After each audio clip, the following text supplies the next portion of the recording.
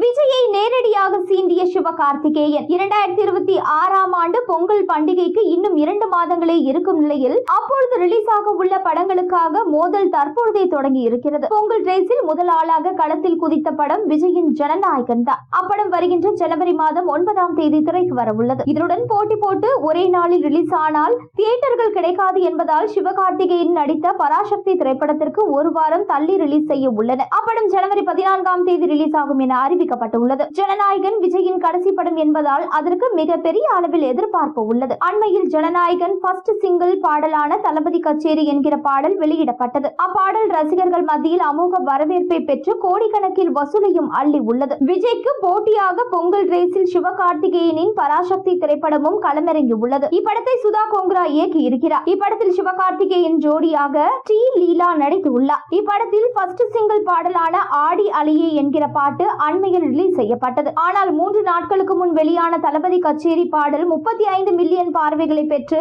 ட்ரெண்டிங்கில் உள்ளது. இதனை சீண்டும் விதமாக பராசக்தி படக்குழு ஒரு ட்வீட்டை போட்டுள்ளது. அதன்படி அடி அலையே பாடல் 15 மில்லியன் ஆர்கானிக் வியூஸ் பெற்றுள்ளதாக குறிப்பிடப்பட்டுள்ளது. அதில் ஆர்கானிக் என்கிற வார்த்தையை ஹைலைட் செய்துள்ளனர். இதை பார்த்த விஜய் ரசிகர்கள் அப்போ தளபதி கச்சேரி பாடல் ஆர்கானிக் வியூஸ் பெறவில்லை என்று குத்தி காட்டுகிறீர்களா என கேள்வி எழுப்பி வருகின்றனர். இதனால் விஜய் மற்றும் சிவகார்த்திகேயன் ரசிகர்களுக்கு இடையே எக்ஸ் தளத்தில் கடும் மோதல் வெடித்துள்ளது. அடுத்த ஆண்டு பொங்கலுக்கு கண்டிப்பாக படம் வரட்டும், யார் பாக்ஸ் ஆபீஸில் வின்னர் என பார்க்கத்தான் போறீங்க என சவால் விட்டு ஏகப்பட்ட கமெண்ட்ஸ்களை போட்டு சோசியல் மீடியா சண்டையை ஆரம்பித்துள்ளனர். துப்பாக்கி கொடுத்த விஜயுடன் சிவகார்த்திகேயன் பொங்கல் போட்டியில் மோத உள்ளார் என்கிற பேச்சுகள் அடிபட்டன. விஜயின் ஜனநாயகன் படம் ஜனவரி 9ஆம் தேதி ரிலீஸ் என ஏற்கனவே தேதி அறிவிக்கப்பட்ட நிலையில் பராசக்தி படம் ஜனவரி 9ஆம் தேதி வருமா என்கிற எதிர்பார்ப்பு நிலவியது. இந்த நிலையில் ஜனவரி 14ஆம் தேதி பராசக்தி படம் வரும் நிலையில் சுமார் 5 நாட்கள் கலெக்ஷனை ஜனநாயகன் அள்ளிவிடும் என்கின்றனர்.